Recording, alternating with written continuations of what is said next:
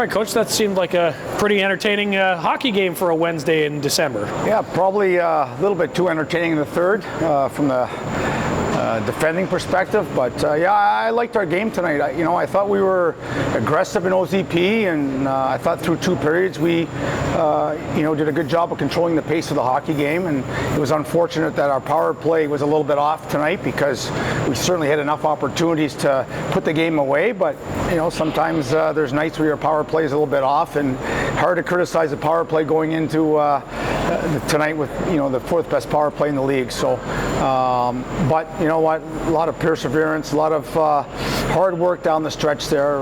Once Sabby took that penalty, the tide turned big time because I felt we were in control of the game at that point. Yeah, and that came after the hit on Victor Lodin. First off, I guess, do you have a thought on the hit? And second off, how's Vic doing? Well, quite frankly, I was busy working some changes for the next group up, so I missed the call. But according to Belzy and Sexy, it was a blindside hit to the head. So we'll see. Obviously Victor didn't finish the game, and we're going to drop him off in Belleville, so he will not be available for the weekend. We'll see the extent of the injury, but going to be out for a couple days anyway, which is a shame. But overall, the league will look at it. Obviously, it's a 5 minutes, so it's up to the league to decide what they felt, what kind of hit it was. Max Yannette, he was able to play tonight. What does that speak to as resolve to be able to play, and then also to get 2 assists 5-on-5? Yeah, I think Max is a pretty tough customer.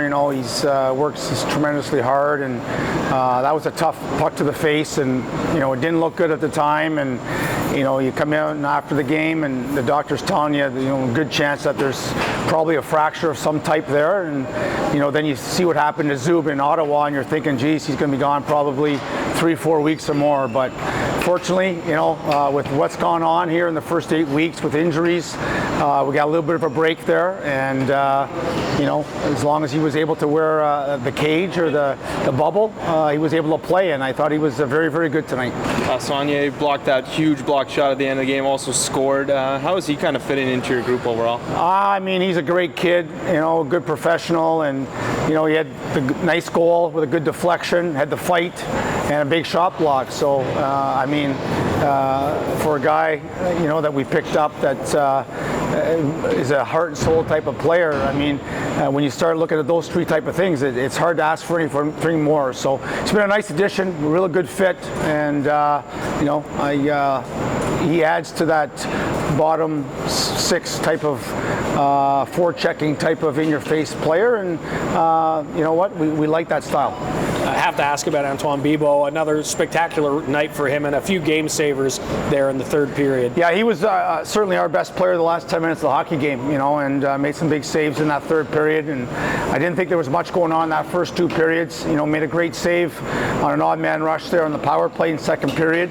But he was certainly the difference maker in that third period for us, because they certainly tilted the ice with 10 minutes left, and he made 3 or 4 great saves. And I guess looking forward to Laval. You've got the week off on the right foot. How do you continue to carry that momentum even after the long bus ride and the off day tomorrow? Well, for us, we got to find a way to get 4 or 6 this week, and if we get more than that, fabulous. It's always tough to beat a team back-to-back. Laval's building is very difficult to play in, but from our perspective, we're close to 500 again, and that's something we'd love to get before Christmas. We've got some tough games coming up. Obviously Manitoba's got a great team this year, and so does Wilkes-Barre. So we can't look too far ahead, but I think realistically we've got to think about trying to get to 500 for the Christmas break, and by the time Boxing Day rolls around, the injuries are slowly coming together, and hopefully by the new year in 23 we have the majority of our team back. And I guess just the way this game went, it's setting up the Battle of Ontario pretty nicely for the final 8 games that we have to see the Marlies. Yeah, 2-2 now, and it was nice to get the road one tonight, and